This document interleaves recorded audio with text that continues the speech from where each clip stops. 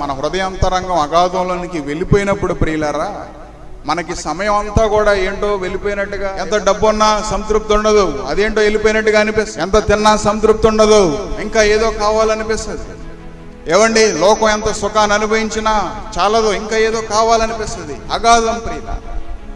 ఏవండి, ఎన్నిసార్లు డ్రగ్స్ తీసుకున్నా సరే ఇంకా ఇంకా, ఏవండి ఒక తాగుబోతు దగ్గరికి వెళ్ళండి, ఇంకా ఇంకా నీ శరీరం పాడైపోతానా సరే ఇంకా, ఎందుకని? అగాధం ప్రియులారా. పాపం కూడా అంతే, శరీర ఇచ్చ కూడా అలాంటిదే, ప్రతి వ్యసనం కూడా అలాంటిదే. ఏవండి, మన నోరు, మన చెవులు ఎప్పుడైతే దేవునికి ఇవ్వలేదో ప్రియులారా, అప్పుడు అవి అంతరంగానికి అవి దారి తీస్తూ ఉంటాయి ప్రియులారా.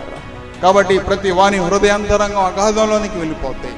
కానీ ఎప్పుడైతే నువ్వు దేవుని సన్నిధికి వెళ్ళి ప్రార్థించడం ప్రారంభించావో, నీ అగాధాన్ని ఎప్పుడైతే దేవునికి ఇవ్వడం ప్రారంభించావో, ప్రభువా శూన్యంలో నేనున్నాను, అగాధంలో నేనున్నాను, ఏవండి నా చుట్టూ కూడా దుష్టులు ఉన్నారు, దుష్ట కార్యాలు జరుగుతూ ఉంటాయి,